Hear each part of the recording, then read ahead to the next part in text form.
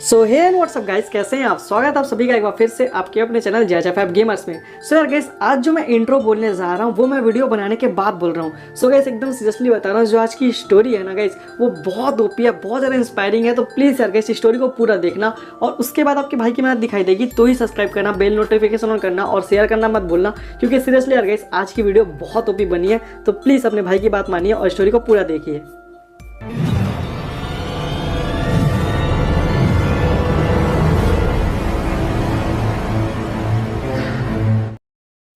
अरे बेटा, बस बहुत हो गया। अब तो कुछ भी करके नौकरी में लग जा, वरना हमें ये घर भी छोड़ना पड़ेगा। अब तुम ही बताओ माँ, मैं क्या करूँ। मैं अपने तरफ से पूरी कोशिश तो कर रहा हूँ, पर मुझे कोई नौकरी नहीं मिल रही है। हाँ बेटा, मैं समझती हूँ, लेकिन तू ही बता ना। मैं भी दूसरों के घर में झाड़ू पोछे करके इतने पैसे नहीं ला सकती बेटा कि ये घर चल जाए। हाँ ठीक है माँ, तू फिक्र मत कर। आज मैं पिक में इंटरव्यू देने जा रहा हूँ। अगर मुझे वहाँ भी नौकरी नहीं मिली ना, तो फिर मैं मजदूरी काम करूँगा, पर तुझे खुश रखूंगा माँ। अरे नहीं बेटा, तू ये सब मत सोच।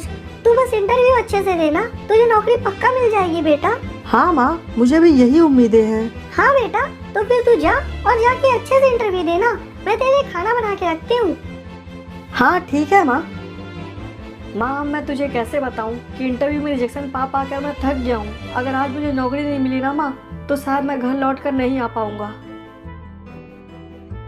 अब बस एक यही आखिरी उम्मीद है मेरे पास। अगर आज मुझे यहाँ भी नौकरी नहीं मिली ना, तो मैं अपनी जान दे दूंगा, क्योंकि अपनी माँ की लाचारी मुझसे देखी नहीं जा रही। पर मैं अपनी तरफ से पूरी कोशिश करूंगा कि आज मुझे यहाँ नौकरी मिल ही जाए।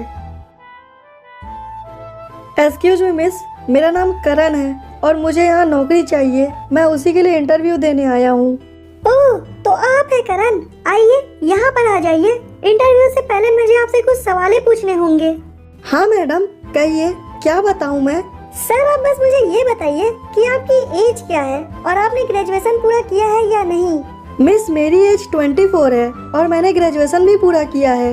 अरे वाह, ये तो बहुत बढ़िया बात है। तो फिर आप ऊपर चले जाइए, सर आपको ऊपर मिलेंगे और वहीं आपका इंटरव्यू लेंगे। हाँ ठीक है मिस, बहुत बहुत शुक्रिया आपका। हे भगवान, सब कुछ संभाल लेना प्लीज। गुड मॉर्निंग सर, मेरा नाम करण है और मैं यहाँ इंटरव्यू देने आया हूँ सर। गुड मॉर्निंग करण, बहुत अच्छा नाम है आपका। वैसे कहाँ तक स्टडी की है आपने? सर, मैंने ग्रेजुएशन पूरा किया है और फिलहाल मुझे नौकरी की बहुत जरूरत है सर। अच्छा, अबे ये क्या करण, तू कैसा है मेरे यार? बहुत दिनों बाद मिला तू तो। अरे भाई आलोक, तू? मैं नहीं भाई, बहुत दिन बाद तो तू दिख रहा है और बहुत बड़ा आदमी बन गया भाई तू तो। अरे नहीं मेरे भाई, ये तो वक्त वक्त की बात है। और बता, सब बढ़िया भाई? अरे नहीं आलोक भाई, कुछ भी बढ़िया नहीं है यार। नौकरी की तलाश में घूम घूम कर थक गया, पर मुझे कहीं भी नौकरी नहीं मिल रही है भाई। अरे मेरे भाई, अब तू नौकरी की टेंशन छोड़ दे। तू मेरे पास आ गया ना, समझ ले तुझे नौकरी मिल गई। हाँ भाई, पर मुझे एक बात समझ नहीं आई। मैंने पूरी पढ़ाई की, ग्रेजुएशन भी किया, फिर भी भाई मैं नौकरी की तलाश में फिर रहा हूँ। और भाई तूने तो 12वीं में ही पढ़ाई छोड़ दी थी, फिर भी तू इतना बड़ा आदमी कैसे बन गया भाई? हाँ भाई, क्योंकि जब मैं 12th में था, मेरे पापा की डेथ हो गई। उसके बाद हमारे परिवार की स्थिति बहुत ज़्यादा खराब हो गई। मेरे पास स्कूल के फीस भरने तक को पैसे नहीं थे, इसलिए हम लोग गांव में शिफ्ट हो गए। लेकिन जैसे ही हालत ठीक हुई, मैं फटाक से शहर आ गया, क्योंकि मुझे सपना से मिलना था। लेकिन उसने क्या भाई? आगे क्या हुआ आलोक भाई? तुम चुप क्यों हो गए? मुझे बताओ भाई, आगे क्या हुआ? भाई, उस दिन मैं उसका बस स्टॉप पे वेट कर रहा था। छुट्टी हो चुकी थी, मगर वो अभी तक नहीं आई थी। कुछ देर बाद वो आई।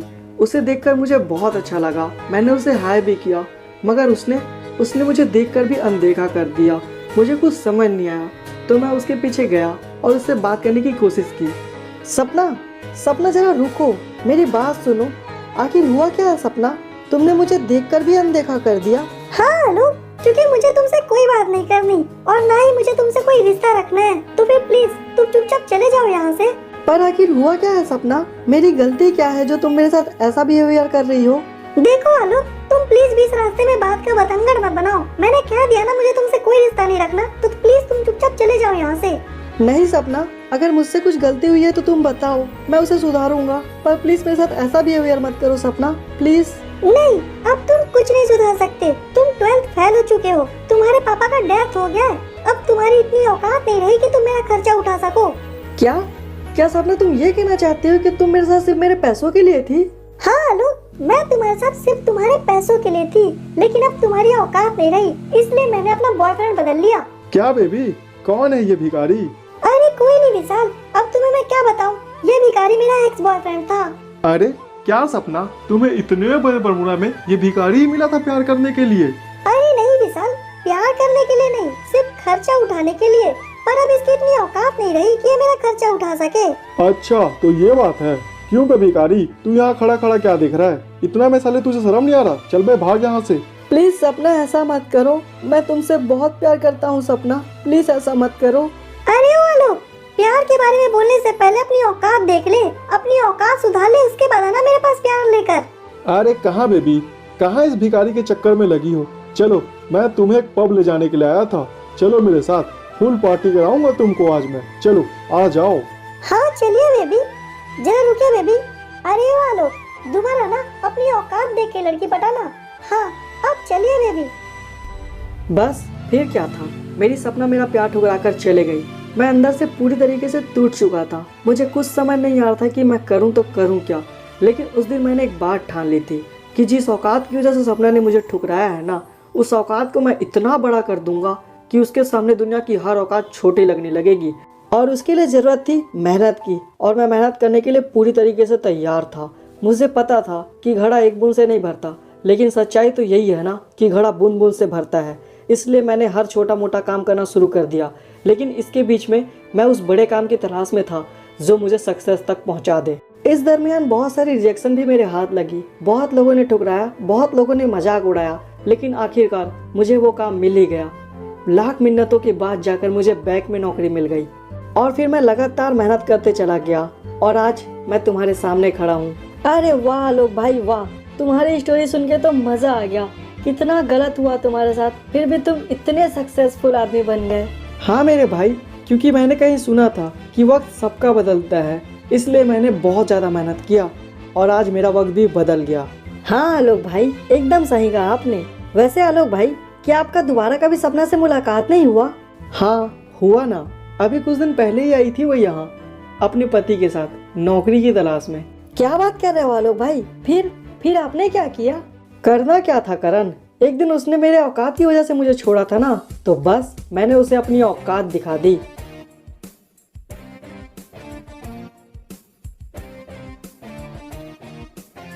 गुड मॉर्निंग सर, मेरा नाम सपना है और ये मेरे हस्बैंड। हम यहाँ इंटरव्यू देने आए हैं। गुड मॉर्निंग, तो बताइए क्या क्या काम कर लेते हैं आप दोनों? सर आप जो कहेंगे हम वो काम कर लेंगे, बस आप हमें अपने यहाँ नौकरी दे दीजिए सर। नौकरी तो मैं दे दूंगा, पर वो क्या है ना, हमारे यहाँ धोखेबाजों और मक्कारों के लिए जगह नहीं है। क्या मतलब सर, हम कुछ समझे नहीं, क्या हमसे कुछ गलती हो गई सर? अरे गलती थोड़ी ना, तुम लोगों ने तो बहुत अच्छे काम किए हैं जिनकी सजा तुम्हें अब मिलेगी। अरे ये क्या आलोक, तुम यहाँ कैसे, और तुम इतने बड़े आदमी कैसे बन गए? वो क्या है ना सपना, आज से 5 साल पहले एक लड़की ने मुझसे कहा था कि तेरी औकात क्या है। बाई गॉड, उसकी बात मुझे ना हर्ट कर गई। बस उसी को उसकी औकात दिखाने के लिए मैंने अपनी औकातिज बदल डाली। और वैसे तुम्हें वो लड़की तो याद होगी ही ना सपना, तो तुम ही अब बताओ कि आखिर उस लड़की की औकात क्या है मेरे सामने। मुझसे बहुत बड़ी गलती हो गई आलोक, प्लीज मुझे माफ कर दो आलोक, प्लीज मुझे माफ कर दो। माफी नहीं सपना, मैं तुम्हें टॉफी दूंगा, वो भी जेल में। खानी है तो बैठे रहो, नहीं तो दुम दबाओ और निकलो इधर से। अरे नहीं, हमें नहीं खानी, विशाल चलिए, नहीं तो ये हमें पक्का जेल में डलवा देगा। बस फिर क्या, जैसे आए थे वैसे कट लिए दोनों मियाँ बीवी। अरे वाह मेरे भाई आलोक, वाह क्या ही स्टोरी है भाई तुम्हारी। हाँ मेरे भाई, स्टोरी अच्छी होती नहीं है, उसे अच्छी बनानी पड़ती है। और वक्त सबका नहीं बदलता है, लेकिन वक्त को बदलना पड़ता है। हाँ मेरे भाई आलोक, तूने एकदम सही कहा। आज तुझसे बहुत कुछ सीखने को मिला है मुझसे। मैं तो अपने जिंदगी से हार गया था, और आज तेरी स्टोरी सुन के हिम्मत आ गई भाई मुझे तो। हाँ तो मेरे भाई, अब इस हिम्मत को कर ले तू इकट्ठा, और कल से लग जा तू अच्छे से काम पर। और एक बात हमेशा याद रखना मेरे भाई, कि वक्त सबका बदलता है। सो यार गाइस, होपफुली अब आपको स्टोरी अच्छी लगी होगी। और कितनी अच्छी स्टोरी बना के ला दूं यार गाइस, आप स्टोरी को खुद ध्यान से देख लीजिए। आपका भाई सीरियसली बहुत हार्ड वर्क किया है एक एक पॉइंट को। यार गाइस, स्टोरी सोचने तक को कितना टाइम लग जाता है, उसके बाद भी यार गाइस आप लोग सपोर्ट नहीं दिखाते तो बिल्कुल भी मज़ा नहीं आता है। तो प्लीज़ यार गाइस, इतने के बाद तो आपको आपके भाई की मेहनत दिखाई दी ही होगी। अगर दिखाई दी है तो प्लीज़ सब्सक्राइब करो, बेल नोटिफिकेशन ऑन करो और जितना हो सके वीडियो को शेयर करो। तो चलिए गाइस, फिर मिलते हैं नई स्टोरी के साथ। तब तक के लिए अपना ध्यान रखिए।